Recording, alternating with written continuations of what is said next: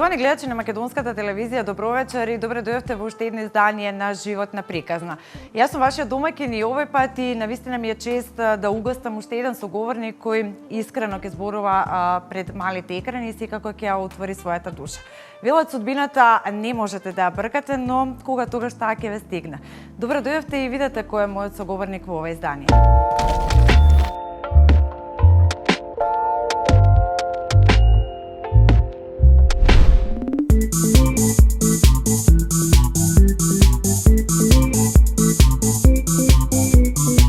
Ако кажеме Љупчо Петрушевски, сигурно дека малкумина ќе знаат кој е, но ако кажеме Бубе Ин, тогаш веруваме дека на повеќето ќе им биде јасно.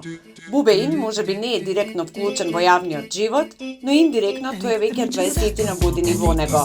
Низ неговите раце поминале стотици наши јавни личности и буквално сите од нив го обожаваат. Бубе има животна приказна за филм, а дел од неа ексклузивно ја дознавате вечерва.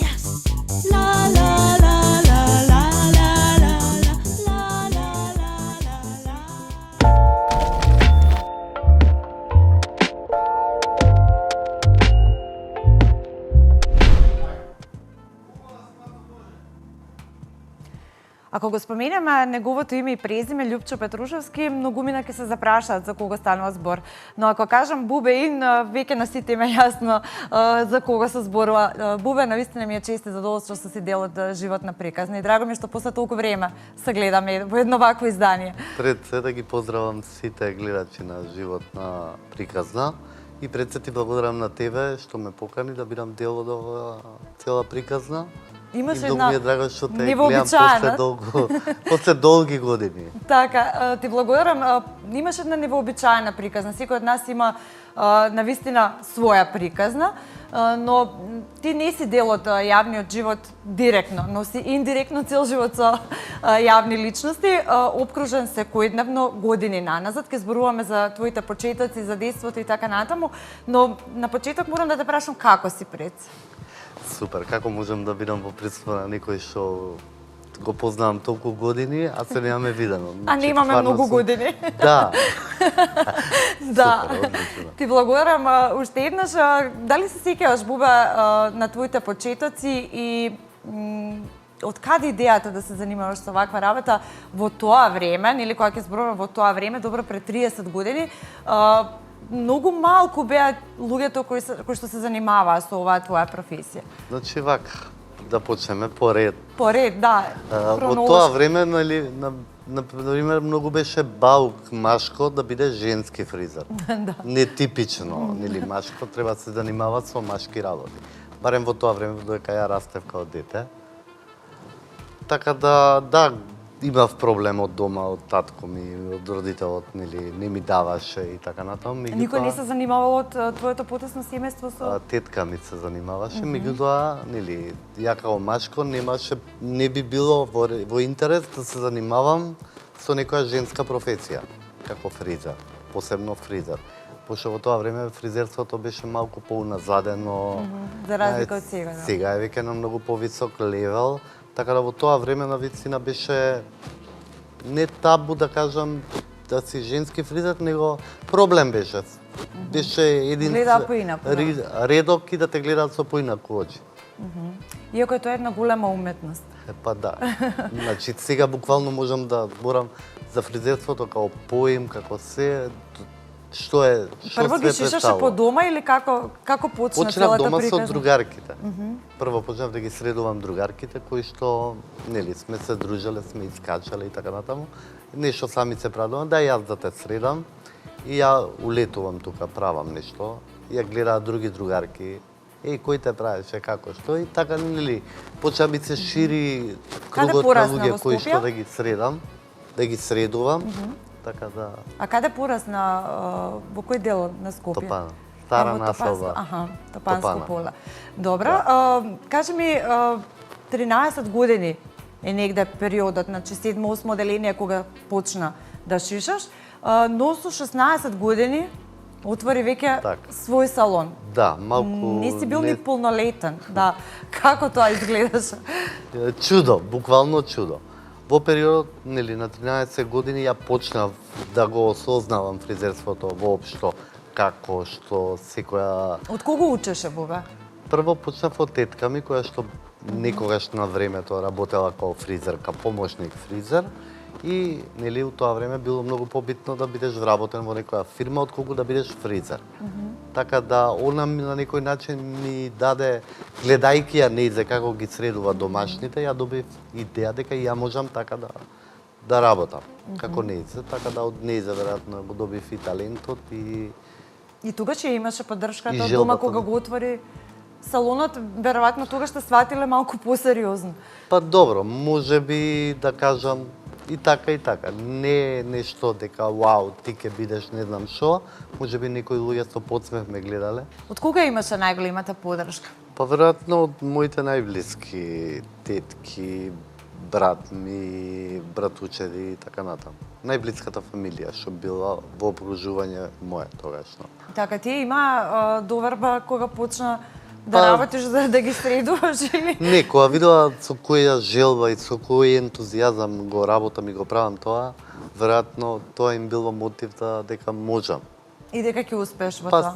никој не очекувал дека ќе успеам. Меѓутоа, нели, со голем труд, упорност и желба, може секако да постигнеш некое ниво кое што го замислуваш. Освен од тетка ти, од кого го украде, да кажам, занаетот? Кој ти беше репер и ти беше можеби Па врвот неколку фризерски салони во тоа Скопје, во Скопје беа многу популарни и актуелни. Мојата желба, нели, да бидам дел како они функционираат, како работат.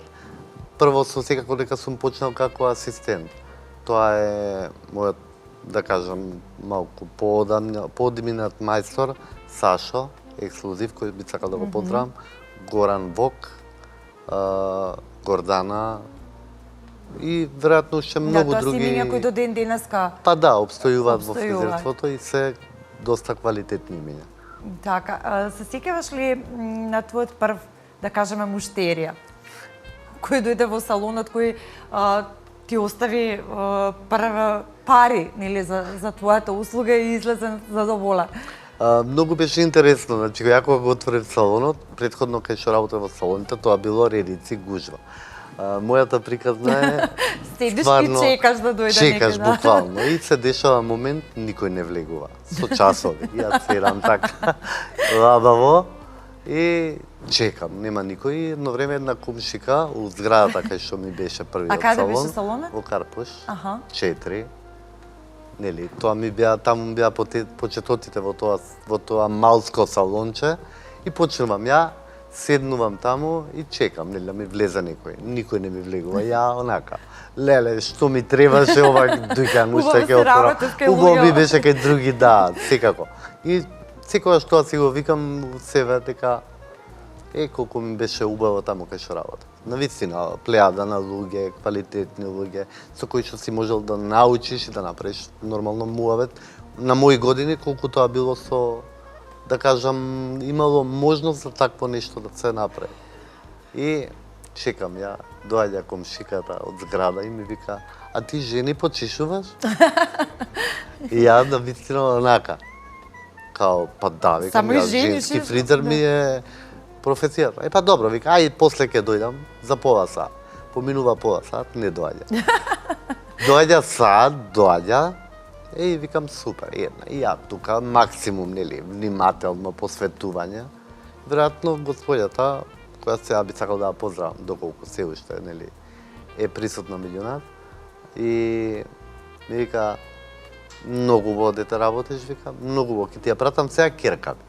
И така И почнува. така почна. Почнува Бубе да расте. Од керката, колешки на работа, фамилија, другарки, пријателки, познанички и така. На некој буквално од нула. Така, веќе 28 години Па да.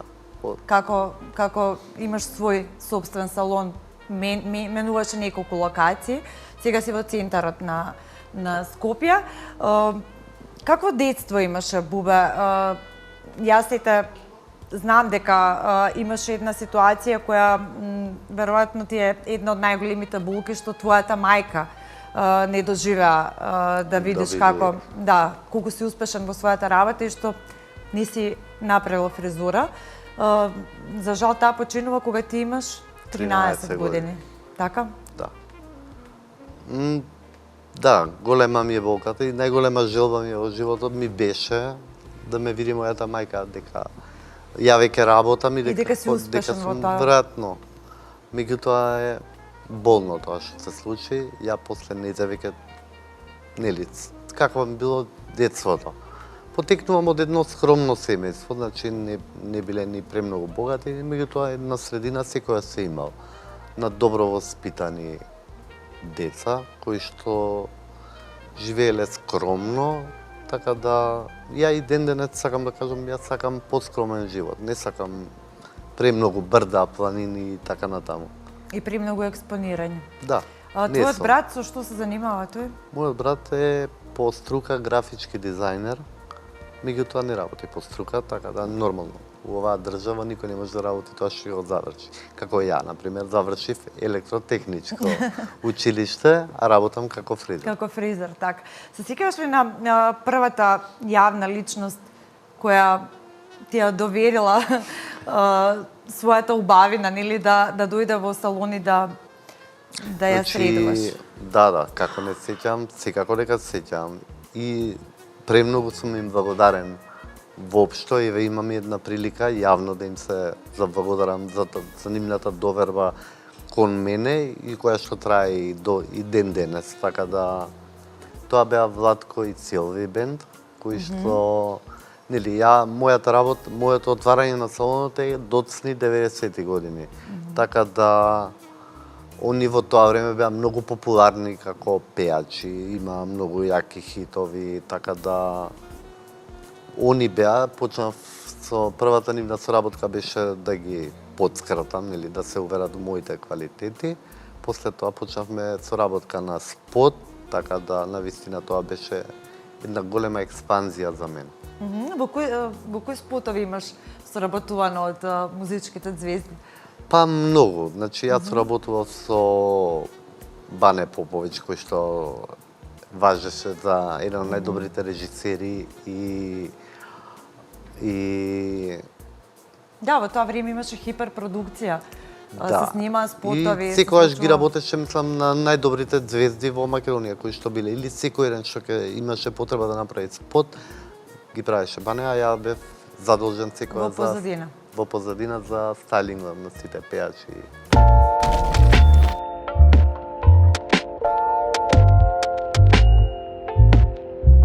Пред 8 години, зарем можно дека помина 8 години, ти се случи исто еден пресврт, затоа и во најавата, сакам да кажам, судбината не можеме да ја бркаме, не можеме да ја предвидиме, но за жал кога тогаш некако не стигнува. Не знам колку веруваш во судбина? Ја верувам во Господ. Така да секогаш кажувам дека Господ е тој кој што одлучува и пресудува што ќе се случи понатаму. Ти се случи една здравствено лоша ситуација, која што ти го промени животот од корен, за кој што навистина си толку јак што успеа да се издигнеш низ целата таа ситуација, што е најважно, велиш дека работата ти помогна многу да го надминеш сето тоа.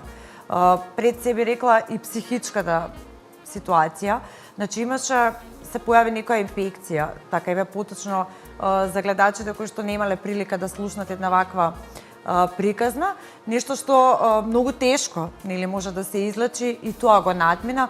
Како дозна за твојата болест? Кои беа првите симптоми? Во период кога мојата кариера беше во експанзија, да кажам, значи на многу високо ниво, се случи момент кога јас се чувствував преморен, кога едноставно реков дека премногу се сфорсирав тој период. Веројатно бидејќи по цели ноќ се работеле снимања, фотосесии, филмови, што ти не. И нормално искачање, дел ноќниот живот беше и главен. Што е нормално? Удел за едно младо момче на тие години кое што беше активно доста, така да се случи тоа што се случи, нели, настана еден енцефалит кој што ми направи еден хендикеп во животот. Значи буквално ме уназад дупло години од тоа кој што сум ги направил, морав да почнам од нула. за да се вратам. Значи, за да го надминам цел тој шок пред се, прво за мене како човек, како личност, која што буквално те спушта на многу лошо чувство, како да кажам. Кои беа симптомите? Како Уморот беше дел од моите симптоми, најголем. А и веројатно и сам мислев дека е тоа уморот. Имунитетот веројатно Имунитетот има најголема улога во сето има тоа? посекако, така да чим ми падна имунитетот, уморен, цело време се чувствував уморен. Како се случи тоа? Значи, после, мако да кажам, цела година работење, ми се случува ден да идам на викенд слободен. Тоа за мене беше баш онака, вау, после долго време имам викенд. Одам на викендот, поминувам таму 3 дена, 4, колку и да беа, се враќам и на враќање, возејки, мене ми се наручи рамнотежата. Буквално ке удрев со кола во карпа. Така да тоа беше Првиот знак, првиот може би. сигнал за дека нешто не е во ред со мене. И после тоа почна испитувањата.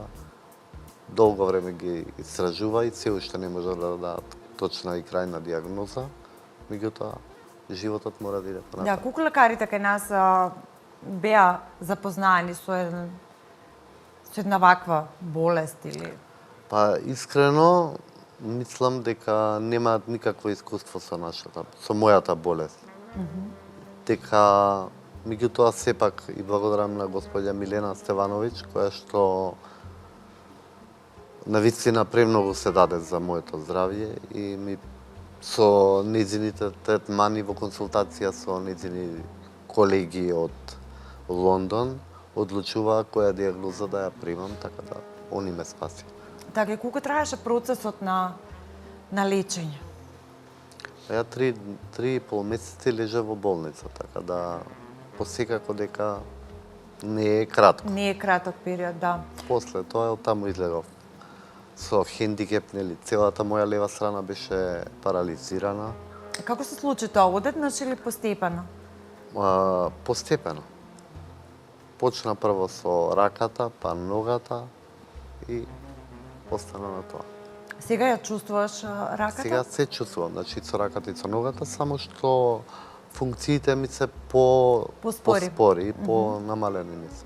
Така, работата, како се одвива твојата работа со оглед на тоа дека рацете ти се најпотребни?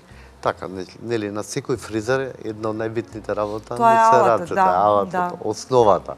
Меѓутоа, среќа што имам добри асистенти кои што ја заменуваат мојата лева страна и ми помагаат, а јас со мојата десна можам да ги правам сите операции. Секоја чест. Кои луѓе беа со тебе најмногу во тие тешки моменти? Само најблиските. Само најблиските. Само најблиските. Било секогаш има гужва кога ти е добро, кога има забава, а кога ќе ти се Значи- случи нешто такво си обично сам. За жал, мене другари и пријатели ми беа пола Скопје, да не кажам, да не претерувам, меѓутоа кога се тоа ми се случи, можам на една рака да ги избројам кои од сите тие ликови едно ало ми кажа. Буквално. Да праша како си. Значи, се помалце луѓе кога се наоѓаш во некоја таква ситуација. Колку се разочара поради тоа? Па види, може би да, ме разочараа, меѓутоа и ме научија на една одредна лекција, дека вика не треба на никога да се даваш толку многу како претходно што сум се дал. Колку имаше поддршката од твоите колеги кога ти се случи цела оваа ситуација? Дали имаше браво секоја чест што успеа да го надминеш сето тоа и да работиш до ден денеска после се што ти се случи? Благодарение на моето, да кажам, учество на многу сајми, семинари, едукации широм Балкан, Европа и така натаму, имам остварено огромен број на контакти, нели, кои што се тоа колеги, со кои што ние и ден денес комуницираме и кои што, да, голема беше поддршка од нив, бидејќи знаат што значи фризер, која ќе биде на ваков начин хендикепиран, колку неговата желба за живот и работа е голем. Да, тоа те потикнува уште повеќе да се бориш Па и да, на некој начин те мотивира, за да можеш да продолжиш понатаму во животот. Така, од секогаш да си прател се оно што се случува во светот, значи трендови, секогаш си бил во ек на случувањата, кои се познати сега имиња од твојата фела се излезени од студија? Па добро, вака. Значи, јас како Бубе или како сега можам да кажам и како бренд веќе Бубе Студио Ин. Барат ли совети младите од тебе? Па секогаш се трудам да ги научам на најубавите работи, што треба да ги знаат, воопшто да перцепираат што е убавина, што е сенс за естетика, на кој начин да работат со алатите, како да чувствуваат работата како уживање.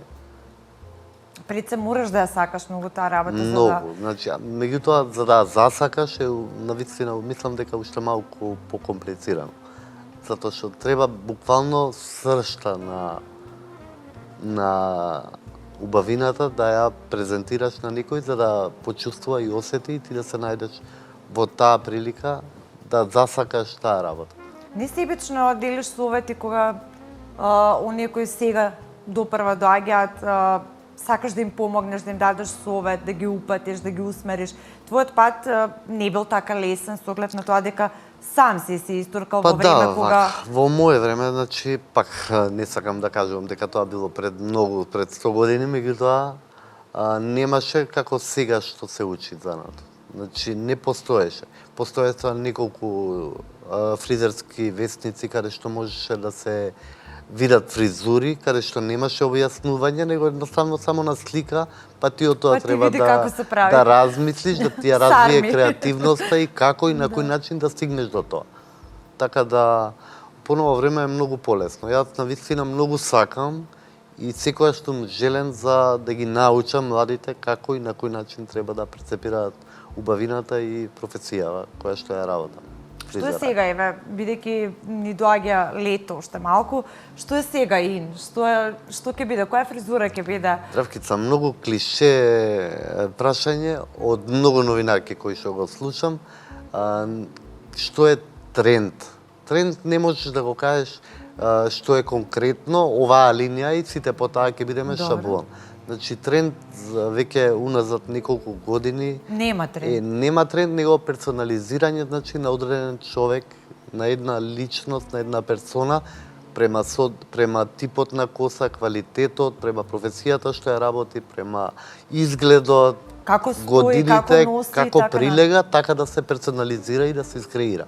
Од боја до шишање, до значи, не може да се генерализира. Текстура, не може да се генерализира. Можеме како тренд да кажеме, да, боја оваа сезона ќе биде чоколадно, капучино, пена од еспресо. Што некако и природно, топли тонови. Природни топли тонови. Да, меѓутоа не можеме да кажеме да, тебе ќе ти стои конкретно капучино боја. Не постои таков тренд. За мене се тоа кога би го кажал, мислам дека е малку глупаво да го кажам као тренд, тоа е тоа и мораме сите по тоа. Да, ние имаме правец по кој што можеме да се движиме. Или по одредена должина, некоја средна, кратка боја, значи можеме да одиме во тој правец. Меѓутоа да генерализираме како една не постои. Така, се иде со годините, нели? Па веројатно, да, и ја порано сум мислел дека тренд е тоа, ајде сите плави. Меѓутоа трендот се разликува во нијанси, во секвенци, во детаљи на фризури. Значи, ако довани беа рамни, сега може да се шишки, да кажам. Меѓутоа, сето тоа треба да прилега на еден одреден лик. Не може по секоја цена да го носи.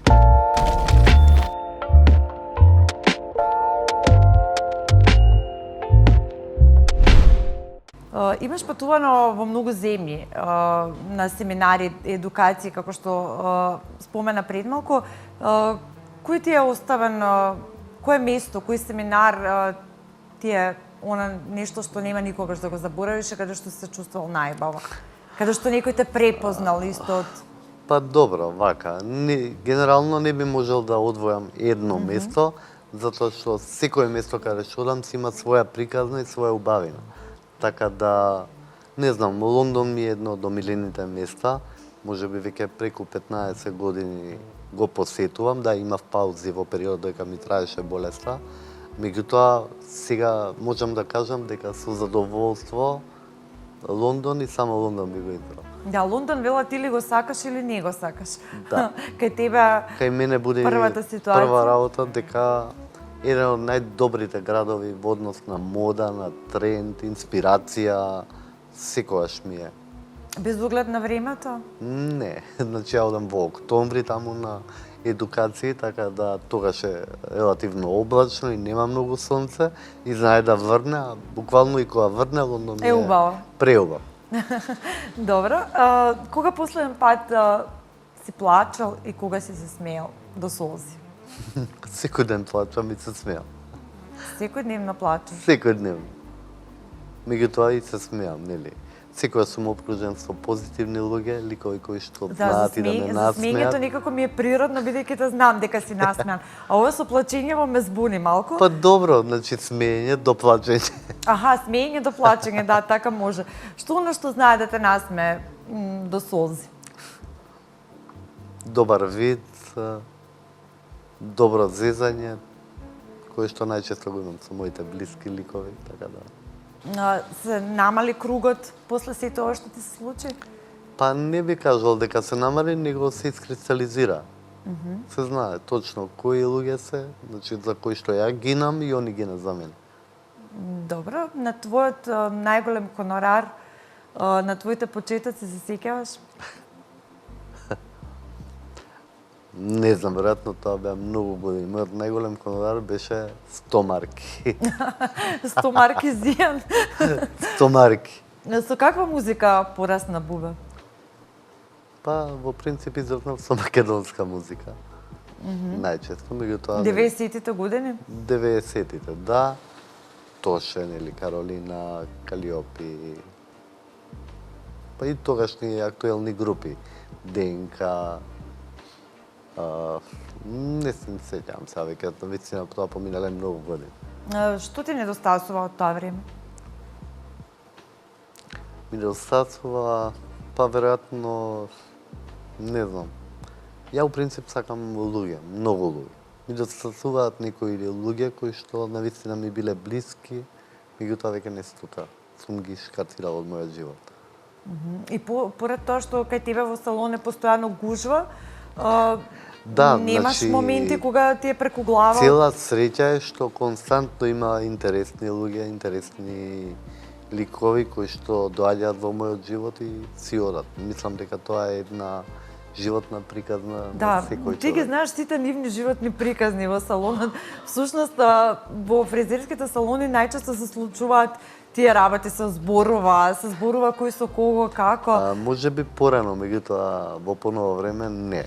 Поново време мислам дека фризерскиот салон треба да е место каде ќе се опуштиш и релаксираш и ќе изгледаш убаво, кое што ќе убавина, и ќе добиеш убавина која што ќе ти даде самодоверба за да можеш да функционираш во остаток од денот. Да, и повеќе социјалните мрежи колку делуваат на твојата работа? Колку, во принцип, за мене немале никаква смисла.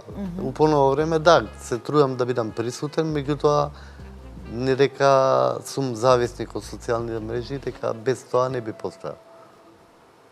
Сметам дека квалитетната работа е клуч и успех за успешност. И упорност. И упорност.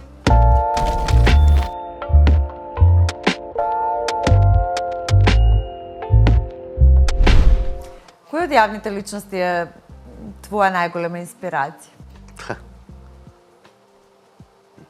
Со кого обожуваш да соработуваш? Кој ти е некој кој буквално најмногу сакаш, имаш желба да менуваш фризури, кој знае најдобро да ги износи?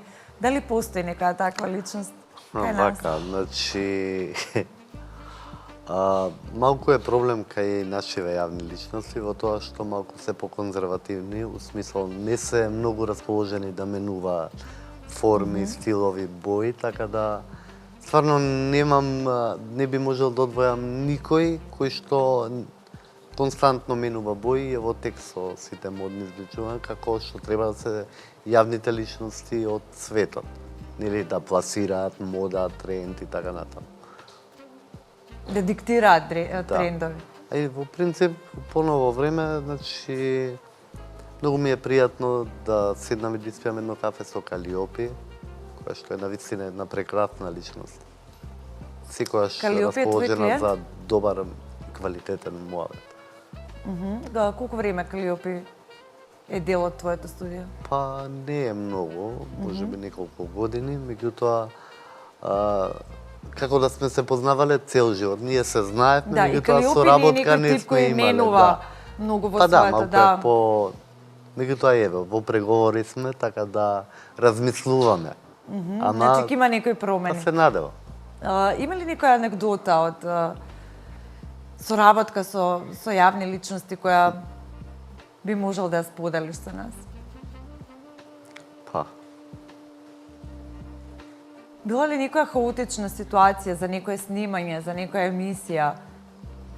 па во принцип секоја снимањата воопшто на спотови се хаотични, секоја се брза со тајминг и со време, меѓутоа стварно не знам, не би можел да... Има некој спот на кој што си посебно горд, каде што си бил дел од него? Не знам, не би можел да одвојам конкретно еден, меѓутоа сите спотови некако ми имаат своја убавина, своја, знаеш, бидејќи сум бил во нив еволвиран, едноставно се соживувам со тој материјал што ќе искочи од тоа. Секогаш ми буди добри сеќавања, моменти на смеење, на зезање. Така Добро, да. не ми кажа за инспирација, еве да се вратиме, која жена е според тебе најголемата инспирација? За мене најубава жена е Софија Лорен. Така да синоним за убава жена ми е Софија Лорен. Софија Лорен, значи. Да. Да, добро. А од нашите личности? Па, Каролина е навистина една прекрасна пејачка, меѓутоа е малку по... Добро, во добар правец е што нели бојата малку ја смени од црна, да кажам, долги години, направи трансформација на боја, така да тоа е супер. Добро, да, но не е поентата нели се изгуби печатот на она како луѓето веќе навикнале да те гледаат. Се служам дека треба да се направи некоја промена. Сметам дека за било каков јавен настан, дека треба секоја јавна личност да е пред се средена, спастрена, а треба и да диктираат и трендови кои што треба да прифати по широката публика. Добро, не мора да значи дека публиката ќе ги прифати тие промени. Да, меѓутоа еве, на пример, една Ким Кардашијан, која ќе направи трансформација, има плејада на луѓе кои што сакаат да бидат како нејз. И константно менува. И никогаш не е досадна. Нели е тоа, на тој начин треба да се огледаат и нашиве звезди. Добро. Ете една порака до сите Па добро, јавни личности кои не така често менуваат. Менуваат. Зборуваме за сите оние кои што се бават со јавна професија. Па треба пред се прва работа да изгледаат со пристојни, а не запалени коси, нели, по секоја цена добиена боја, да бидат негувани у квалитетот пред се на косата, малку и соодветна боја према тенот, нормално, која што прилега, и сметам дека секогаш треба да бидат средени пред било каков јавен настан. Кои Значи- политичари, бидејќи политиката кај нас е исто многу битна, кои политичари се шишаат во твоето студио? Малку прашањево. Имиња не би сакал да спомнам. Кои ги шиша? Не. Малку... Да, доаѓаат и политички имиња кај мене, меѓутоа посетители се на нашиот салон, меѓутоа стварно е малку неблагодарно да ги споменувам со име. Добро, благодарна е да ги споменуваме оние кои што се бават со музика, а не благодарна е да ги споменуваме оние кои што се бават со политика. Добро, дипломатски одговор. Во секој случај, остануваш и понатаму да бидеш дел од твоето студио, да едуцираш помлади луѓе, да помагаш на оние кои што ќе побараат совет од тебе несебично и да се надградуваш и понатаму во својата професија. Јас сметам дека човек треба да учи додека е жив, така да, иако можеби сум во хендикепирана состојба, јас сум присутен на голем број едукации кои што се случуваат што на балканско ниво, што во светов, нели, во светските модни центри, Париз, Лондон, Си размислувал ли Милано. никош за некојаш училиште? Па да. Размислувам, значи, можеби тоа ќе биде иден чекор, да направам едукација на млади таленти, на фризери кои што буквално би сакал да прецепираат во фризерството како јас што имам перцепција и сенс. И да го пренесеш да своето го пренесам знаење. моето знаење долгогодишно, кое што веројатно се покажало како добро, за кое што нели коментираат клиентите. Така, која личност е херој во твојот живот? Како? Која личност е херој во твојот живот? Херој. Па можеби мојата тетка. За жал таа исто веќе не е. За жал веќе не е меѓу нас, меѓутоа да, беше херој и се бореше до последно. Така, исто така ќе се бориш и ти до крајот на твојот живот и само со позитивна мисла, со упорност и секако се може да се надмина. Тоа е твојата порака, претпоставувам до сите оние кои што имаат нека ваква слична ситуација, имаат некој хендикеп и што би им препорачал Еве за самиот крај? Па, пред се, значи, никогаш да не се откажувате од животот. Секогаш животот, колку и да има, и да се случуваат лоши и неубави работи, има и светли страни кои што заслужуваат да живеете. Едноставно од Ви денот кога даваат ќе се мотив, разбудиш. да.